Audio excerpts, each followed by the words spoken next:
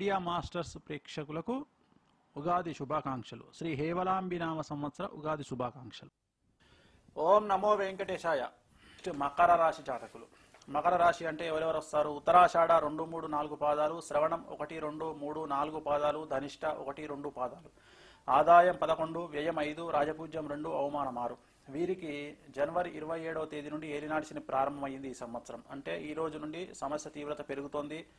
ముఖ్యంగా చెప్పదలుచుకున్న విషయం, రాహు మహారదశలో ఉండేటువంటి మకర రాశి జాతకులకు ఖచ్చితంగా ఈ సంవత్సరం యాక్సిడెంట్లు అవుతాయి. జాగ్రత్తగా ఉండండి. విద్యార్థులు నీటి దగ్గరికి వెళ్ళకండి, అగ్ని దగ్గరికి వెళ్ళకండి, అంటే టూర్స్కు దూరంగా ఉండండి. మకర రాశి జాతకులు టూర్స్కు వెళ్ళకండి. టూర్స్లో చాలా సమస్యలు వచ్చే అవకాశం ఉంది. వాహనాలు నడిపేటప్పుడు జాగ్రత్తలు తీసుకోండి. కార్ అయినా సరే, 2 వీలర్ అయినా సరే సమస్యలు ఎదుర్కొంటారు. 2 వీలర్ నడిపించేటప్పుడు ఖచ్చితంగా హెల్మెట్ పెట్టుకుని నడిపించండి.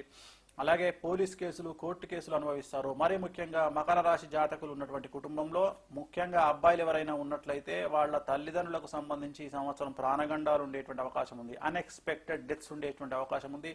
తిరునల్లార్ శనీశ్వర ఆలయంలో వీరి తల్లిదండ్రులు, మకర రాశి జాతకానికి సంబంధించినటువంటి తల్లిదండ్రులు ఉంటే వారు తిరునల్లార్ శనీశ్వర ఆలయంలో వెళ్ళి నూనె దానం అంటాం మనం, అపమృత్యు దోషానికి సంబంధించినటువంటి దానాన్ని పరిహారంగా తీసుకోవడం వల్ల వాళ్ళ యొక్క ఆరోగ్య పరిస్థితి మెరుగయ్యేటువంటి అవకాశాలు కనిపిస్తూ ఉన్నాయి. నల్ల రంగు దుస్తులకు దూరంగా ఉండండి. తెలుపు, బ్లూ కలర్ దుస్తులు వాడడం వల్ల అనుకూలమైనటువంటి ఫలితాలను పొందుతారు.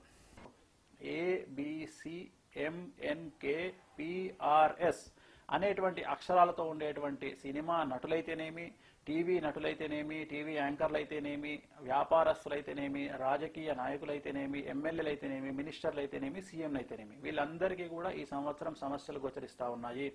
కాబట్టి జాగ్రత్తగా ఉండండి. చాలా వరకు మీ సమస్యలు నివారణ చేసుకోండి.